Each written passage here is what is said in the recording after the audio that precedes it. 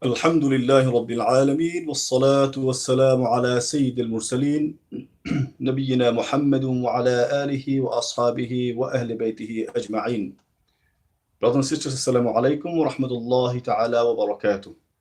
Welcome all of you. You are new and Tajwid rules and regulation of the Tajwid of the Quran. Inshallah, I'll be with you in this Ramadan, the month of the Quran, every Tuesday and Thursday at 6 o'clock, inshallah. The format of the show is very straightforward. It won't be a very in-depth discussion on Tajweed, so it's not overwhelming the rules and regulation. It will be very basic, inshallah, so that we can have all types of viewers along with us, inshallah. Before that, it's very important that why should we learn Tajweed? Is Allah subhanahu wa ta'ala mentioned in the Quran, وَرَتِّلِ الْقُرْآنَ تَرْتِيلًا. Allah mentioned in another place of the Quran, الَّذِينَ آتَيْنَاهُمُ الْكِتَابَ يَتْلُونَهُ حَقَّ تِلَاوَتِهِ.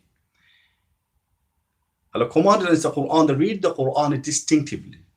And what is tartil? When they asked to Ali radiallahu anhu, what tartil? He said تجويد الحروف ومعرفة الوقوف.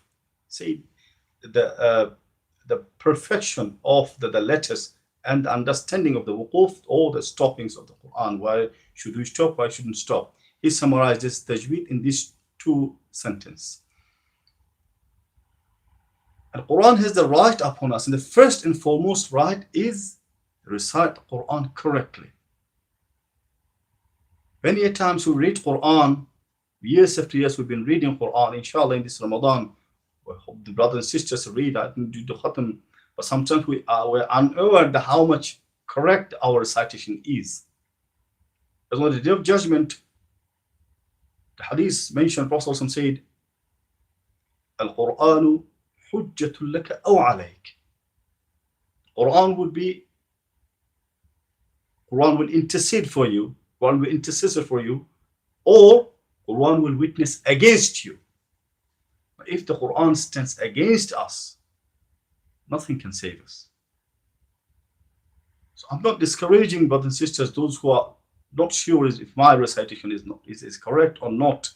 If the Quran witness against me because of my wrong or incorrect recitation, then better I will stop it. This is not the understanding of the hadith or of the text. Rather, we have another narration from the Aisha radiallahu anha. Prophet said, those who learn Quran and they read, the stumbling, the struggle to read, they find difficult to read. Sometimes we find brothers they read Alhamdulillah, just struggling, but they still keep on reading. For them is double reward. Why? One is for their effort and for the reading. Now, it's for those people or those brothers and sisters, those who give effort to learn the Quran while they're reading the Quran. It's not that I read incorrectly and I'm on incorrect recitation. This is the double reward is not applied for you. It's applied for those who are on the path of improving or the learning Quran correctly. So it's very important that we have to learn Tajweed, because the science is developed. It's another topic if we go on to discussion how the Tajweed come on. It wasn't like any idhar, idgham or anything like the time of Prophet or the time of Sahaba. Because when the Islam spread it from the Jazirah al-Arab and the whole of the world, and this is how slowly the Arabic, the pure Arabic, lost its real the way of pronunciation, its real way of recitation or talking. The Arab, the time of the Prophet, they used to talk. This is how, and then there's the new science developed. It's called structured science. It's called Tajweed. In very short, that's what we understand Tajweed means. Now, it's very important. Why do we have to learn the terms? Again, as I said at the beginning of the show, that I'm not going to go into very much detail about the terms. All I want to get the topic, to understand the topic. When we talk, every time we talk about the new chapter, new topic, inshallah. I want all of the brothers and sisters at least make sure that I'm get rid of all the major mistakes in my recitation. There are two types of mistakes people can make when they recite Quran. One is called Lahm al-Jali and one Lahm al-Khafi. And it's called major mistakes, and the other one is minor mistakes. What is major mistakes? The scholars say major mistakes is when you change the letter, or you add something, or you delete something. Okay, sometimes you add just elongation a bit more, it could change the meaning. Sometimes you take away the math, it could change the meaning. So if there's the meaning change, then it's a major mistake, and you will be sinful for this. I'm repeating, you will be sinful for major mistakes. We know the Quran, when you read every letter, give us 10 reward. Prophet said 1 and it multiplied 10. So if I Prophet in the hadith mentioned Alif Lam Mim Alam, or Alif Lam Mim is 30. Now, if another letter we don't say correctly, instead of the reward, we might be sinful for this. So it's very important that we have to have our recitation, which is all the major mistakes free. Now come to the minor mistakes. Sometimes the mistakes could be that it's supposed to be heavier, but you make it lighter. Okay, or supposed to be heavier, lighter. It's still not good, but you'll not be sinful for this. But you shouldn't be stick to the minor and content with the minor mistakes. So there shows always room for improvement in the tajweed. Some scholars even said if you read the Quran with the major mistakes in Salah, your Salah could be void. So this is a very, very stern warning for us. So let's start, inshallah. As we said, that this is mostly very short sessions, inshallah, every Tuesday and Thursday, 6 o'clock. I might not be able to take any question during the show, inshallah. If you leave on the message, inshallah, hopefully on the following show, inshallah, I'll try to address this. Also, one thing we should remember, that tajweed or the learning the Quran is not just one-way thing. The ideal scenario is you have to sit with someone and face to face. Okay, I might just explain here the theoretically. Okay, the theory, I'll explain this, but it only gets its result or the fruit when you read this in exact the right manner. If you don't say it correctly, then this knowledge won't benefit at all. This again, one is theory and another is practice. So I say this, okay, idgham is this, but I can't do the idgham that way. Then that means that is not the idgham. The purpose of learning idgham is not fulfilled. So it's important that whenever we discuss any of the rules here, inshallah, we'll try to focus on after that, and if possible, sit with someone who you trust is the recitation, and make sure you keep checking your recitation. So before I enter the main tajweed, let's start with first the rules of ta'awud tasmiyah, or something isti'adha, rules of isti'adha and basmala. What we commonly know and isti'adha is a'udhu billahi minash shaytanir rajim, and basmala is bismillahir rahmanir rahim. This is a two phrase. When we start the recitation, فَإِذَا قَرَأْتَ الْقُرْآنَ فَاسْتَعِذْ بِاللَّهِ. It's a command by Allah subhanahu wa ta'ala. When we recite, seek refuge Allah subhanahu wa ta'ala from the shaitan. So whenever we start recitation, we should say أعوذ بالله من الشيطان الرجيم بسم الله الرحمن الرحيم. Before I discuss about the mistakes we might make when we read this ta'awud tasmiyah, we can have a few scenarios how do we start with ta'awud and tasmiyah. One is we can start the beginning of the surah with ta'awud and tasmiyah, or we can start from middle of the surah. So there's two different scenarios, and each one has with a full possible way of we can start reading. First, let's talk about the beginning of the surah. When we start recitation from the beginning of the surah. So again, I said one way is beginning of the surah, start recitation from the beginning of the surah. And another way is start reciting from the middle of the surah. What we call the 4 ways we can start is the beginning of the surah. One is fasl kul. Fasl kul means everything is separate. So أعوذ بالله من الشيطان الرجيم. Just to explain to the viewers, let's get the help from these pens, so it will be easier.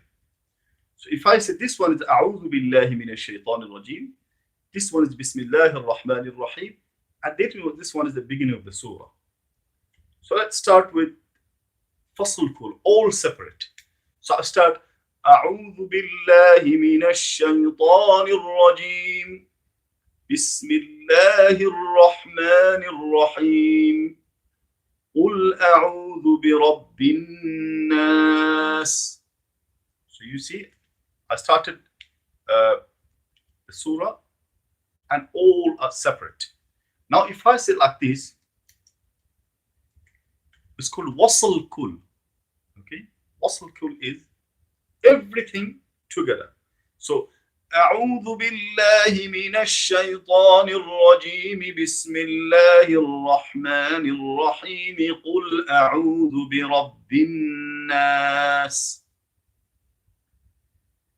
After each I'll give some pause so that you can read, inshallah, and once I finish the full I'll come back again, so that maybe a few seconds, inshallah, I'll leave gaps so you can come along with me as well, inshallah. So first we said separate, fasl kul, then wasl kul, then we said wasl awwal, fasl sani. For instance, this one. أعوذ بالله من الشيطان الرجيم بسم الله الرحمن الرحيم قل أعوذ برب الناس. Now, so far we read 3 ways. Remember, these 3 ways all are allowed. But scholars, what they don't allow is the 4th way. It's fasl awwal, wasl thani. They separate the A'udhu Billah and Bismillah and the surah together. This is not allowed. The scholar says it's not. It might sound as the surah, it's a part of the surah. أعوذ بالله من الشيطان الرجيم بسم الله الرحمن الرحيم قل أعوذ برب الناس. So let's start from the beginning again. When we say all separate, how do you read? After أعوذ بالله من الشيطان الرجيم, take pause. Then after Bismillah ar-Rahim, take pause. And then قل أعوذ برب الناس, or إذا جاء نصر الله, or ياسين, or الحمد لله الذي أنزل على عبده الكتاب, or كاف ها يا عين. So any surah you start, this here. This is all separate. Now all together, أعوذ بالله من الشيطان الرجيم بسم الله الرحمن الرحيم قل أعوذ برب الناس. Okay, so it's all again together. Any surah I think of, أعوذ بالله من الشيطان الرجيم بسم الله الرحمن الرحيم لإيلاف قريش, everything. I give few seconds to read. Third, أعوذ بالله بسم الله together and surah separate. أعوذ بالله من الشيطان الرجيم بسم الله الرحمن الرحيم. Sorry, third, we read now the 4th one. 4th one is this one. أعوذ بالله من الشيطان الرجيم بسم الله الرحمن الرحيم ألم تر كيف فعل ربك بأصحاب الفيل. Remember, the 4th one is not allowed. But other 3 where we can read. Now, if we start from the beginning or continuation of the recitation, what we call. For instance, وَمِن شَرِّ حَاسِدٍ إِذَا حَسَدَ بسم الله الرحمن الرحيم قُلْ أَعُوذُ بِرَبِّ النَّاسِ. Now again, fasl kul, the same concept, all separate. وَمِن شَرِّ حَاسِدٍ إِذَا حَسَدَ بسم الله الرحمن الرحيم قل أعوذ برب الناس. This one all together. ومن شر حاسد إذا حسد بسم الله الرحمن الرحيم قل أعوذ برب الناس. This all together. It is allowed, but it's not recommended. We shouldn't join straight away the surah all together. But it is not that it's not permissible. Not like this. It's not that like the fourth one, the other surah, that it's not allowed. It is not the prohibition here, but it is disliked. It's better not to read this way. Now, when we read this way again. ومن شر حاسد إذا حسد بسم الله الرحمن الرحيم قل أعوذ برب الناس. In that case, we joined Bismillah the previous surah, and this one separate.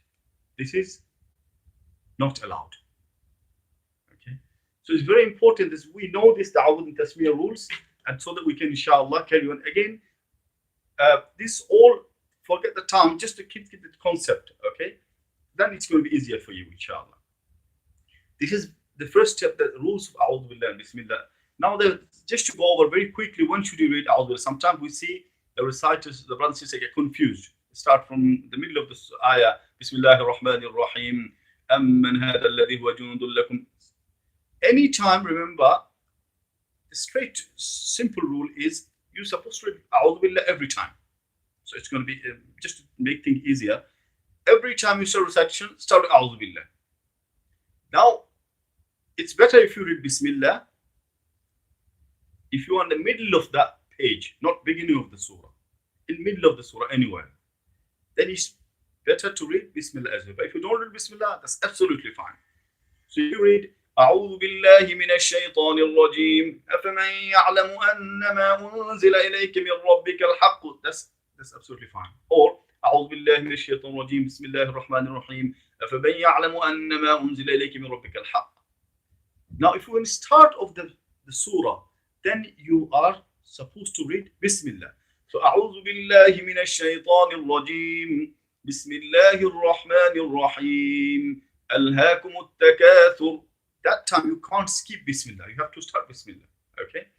And if you continue one surah, another surah, you have to say Bismillah as well. Also, sometimes in the middle of the recitation, you take a pause, maybe to drink water or talk to someone or do something which is not in recitation, the distraction recitation. When you resume, you should start with A'udhu Billah again. You don't have to say Bismillah unless you start from the beginning of the surah. You just say A'udhu Billah minash shaitanir rajim. The second very important part we'll be starting today.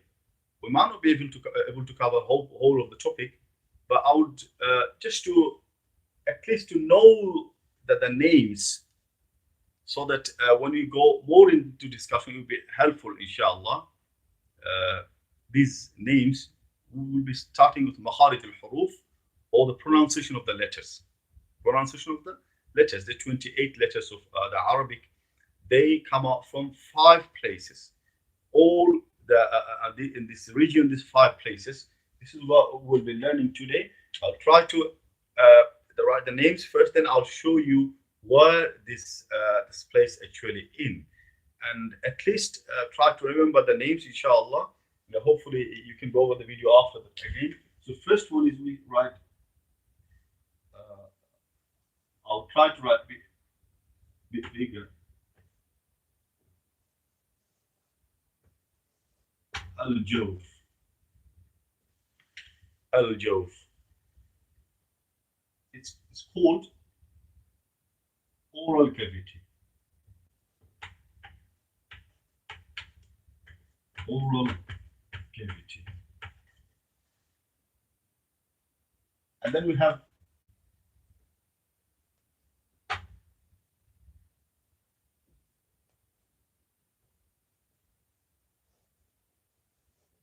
Al-Halq, which is throat.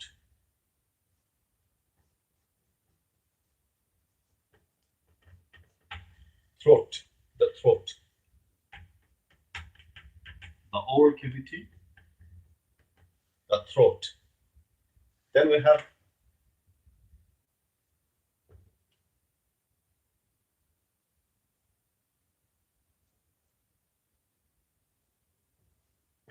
al-lisan,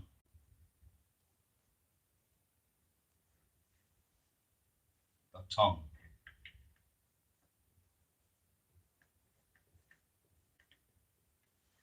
The tongue.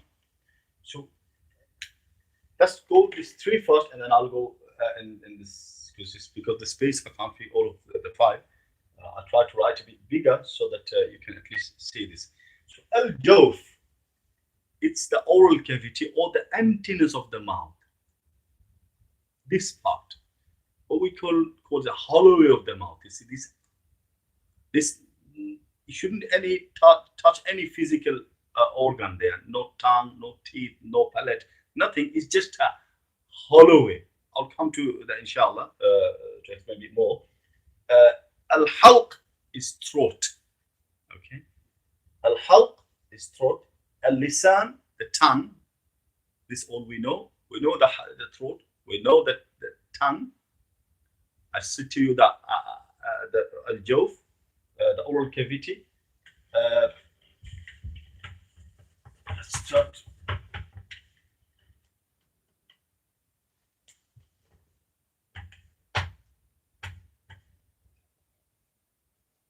الشفتين،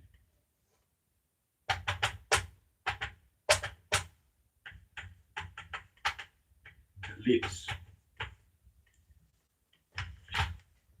and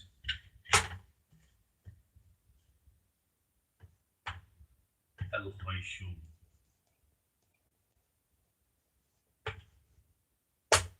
Al-khayshum.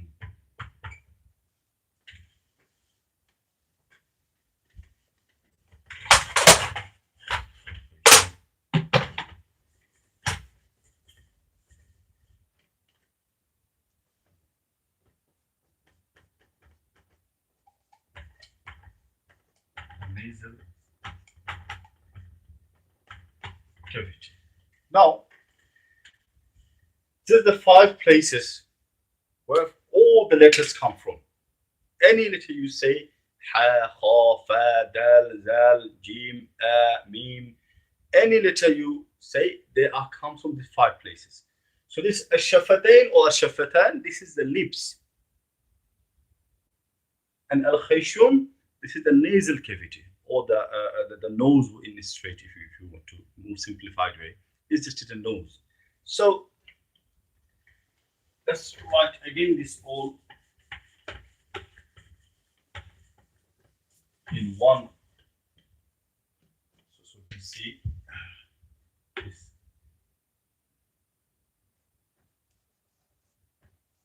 Al-jawf,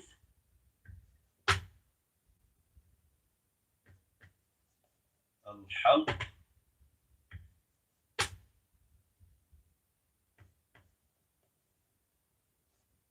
al-lisan,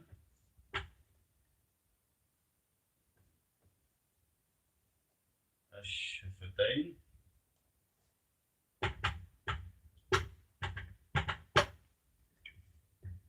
and al-khayshum.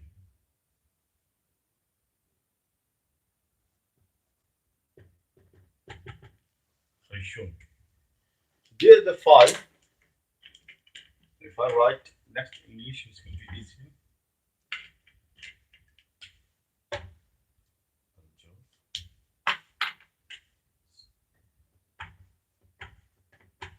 Oral cavity, halq,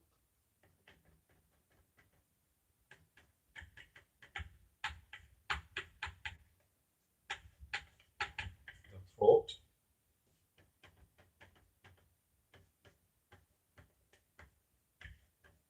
the tongue, the lips,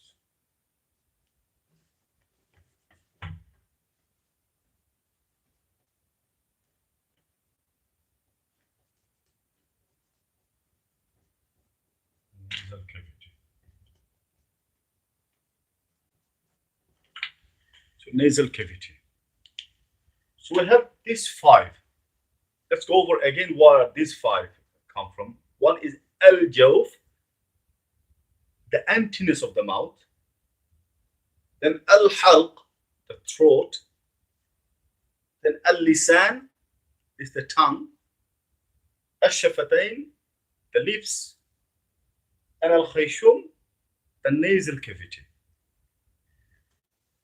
These are the five places that all the letters come out from.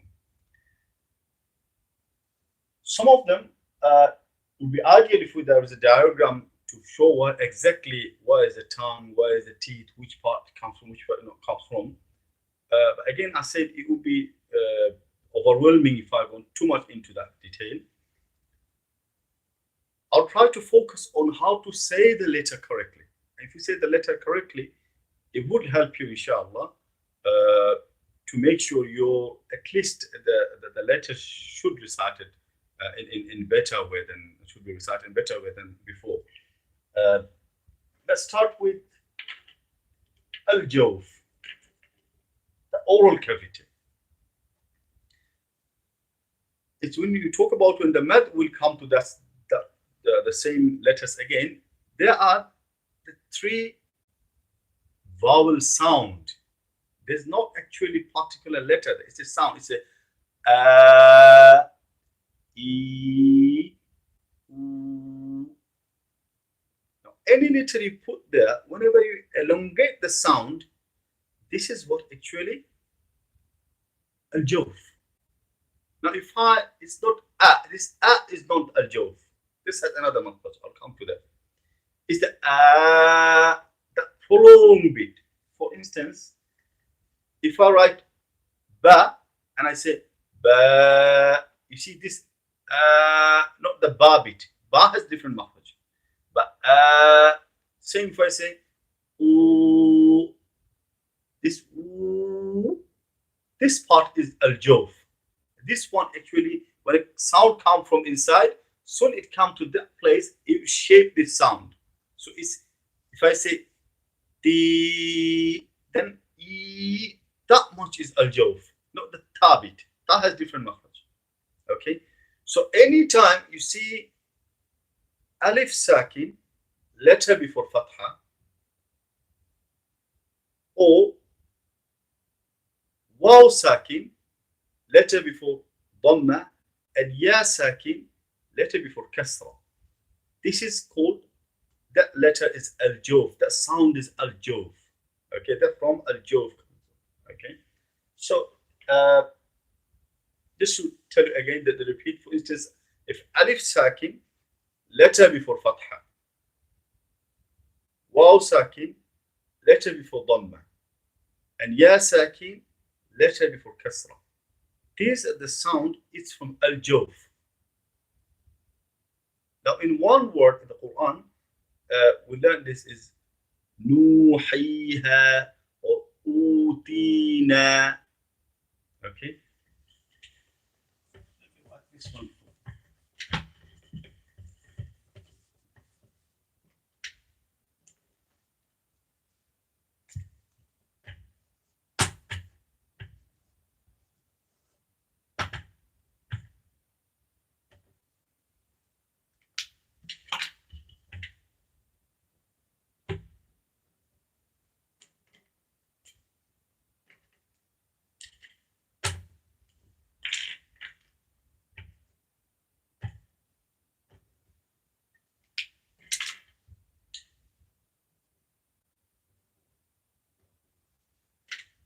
Now, if we look at this word, this one is noon. After this noon has a dhamma on the top, and next letter is waw. So waw sakin, letter before dhamma. Ya sakin, letter before. Also, you can have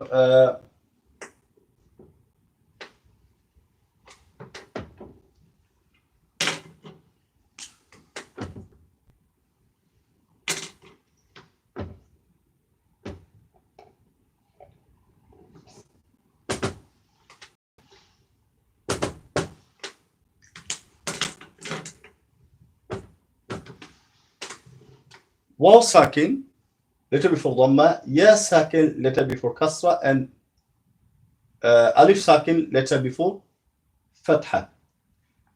They are all al-jawf. This sound when it comes is from al-jawf. I think it's getting a bit complicated, this al-jawf, I know. But it would be easier when we go to the other ones. And when we talk about the mad, it would be much clearer, inshallah. Next one is al-halq. Al-halq. Al-halq, we know the throat. And sadly, my experience says that most of the reciters, when they recite on the Quran, they have the issue the huruf halqi, what we call the throat letters. Okay, the throat has the 6 letters.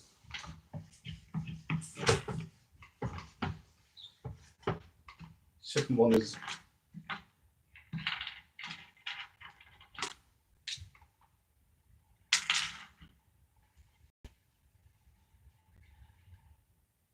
al-halq. We talk about al-halq now. It has 6 letters. Hamza, ha, ayn, ha, ghain, kha. So they're the 6 letters. This throat has 3 parts. As you see, I wrote in 3 the pair of the 3 pairs here. First pair is hamza ha, second pair is ayn ha, ghain kha. So hamza ha is aqsa al-halq. Okay, aqsa al-halq. This is the boundary, all the 28 letters. This is the edge. Okay, after that there is no place to say any letter. So hamza ha is from there. When you feel the vibration, ayn ha in the middle, it called wasat al-halq, and aqsa al-halq, adna al-halq, ghain kha. So if you think that the whole of throat region, then bottom or the far end near to the chest, from there we have 2 letters. It's ha and a. Hamza sound, when you with the haraka, it comes a sound. So a and ha. A, ha. That from the last part, all the 28 letters, and the harf halqi, what we call the throat letters, the throat,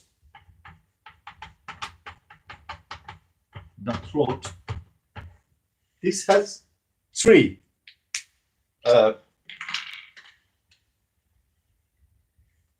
places. All the letters from the 6 letters, the 6 letters from 3 places comes. One is from the bottom, what we call a and ha, and then we have in the middle a, ha, and then on the top aqsa al-halq, this gha, kha.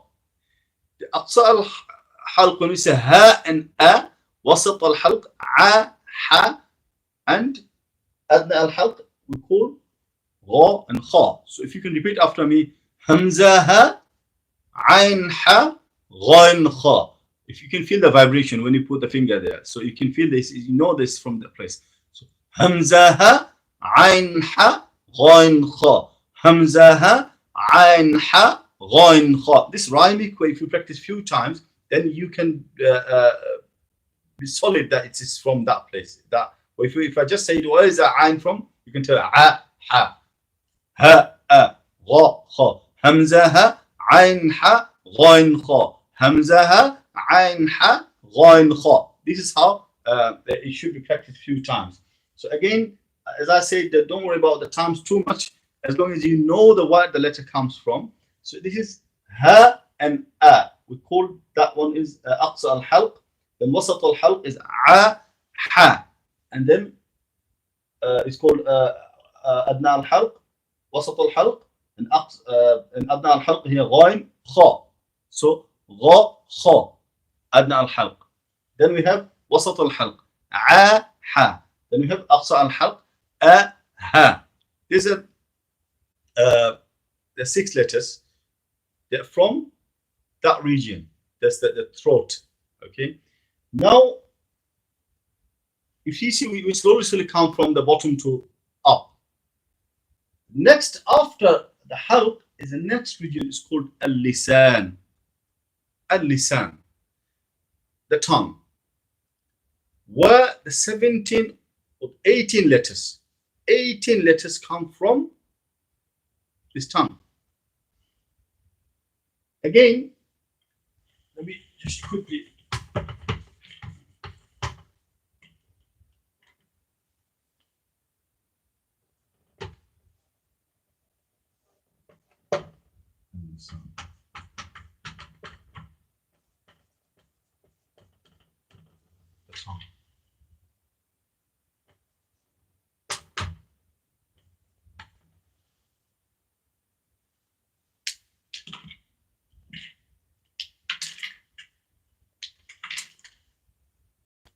The lisan, we might not be able to cover all the letters today.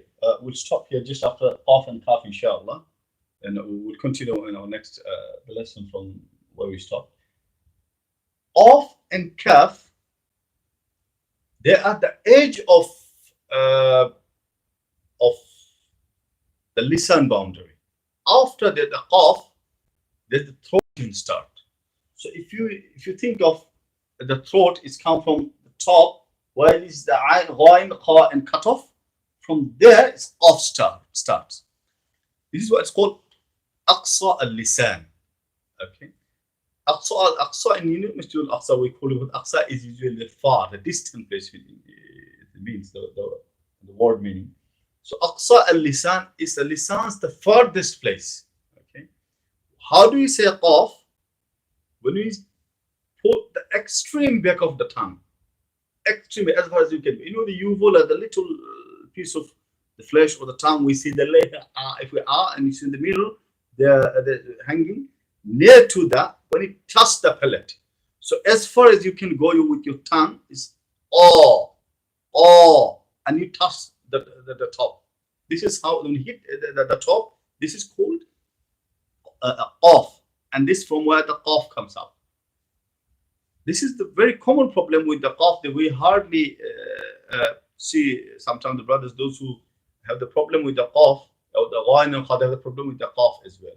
They say ka, kha, different ways of saying. But remember, if you know what exact the qaf come from, then it's going to be easier. So, and this letter itself, very common in terms of when we change the whole change the word.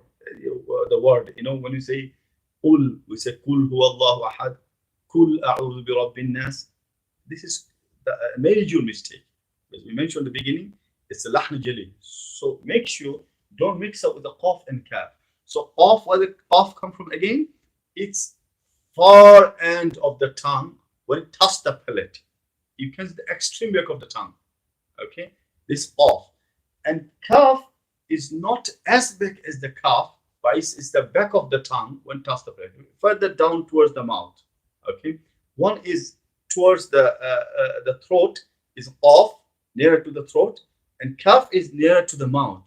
Bit up, then the qaf, and we touch the palate. So ka, the sound is ka, and qaf sound is qa, ka, qa, ka. Okay, so there are the two letters, and they come from aqsa al-lisan. The lisan has again stop here today, inshallah. Again, when we discuss in more about these rules, inshallah, you'd go. Well, I know sometimes in the beginning, this rule, this places, name of the places, that sometimes is difficult to remember. But the main focus is how to say the letter and try to repeat after me. And once we pass the makharij al-huruf, then it's going to be easier when we read, inshallah. So, brothers and sisters, inshallah, we'll stop here today. Hopefully, inshallah, we'll continue again on Thursday where we stopped at 6 o'clock again, and we'll continue throughout the Ramadan, this Tajwid show, inshallah. Remember us in your dua. May Allah keep us among the Ahlul Quran, the Shahrul Quran, the month of the Quran. We can spend more and more time with the Quran.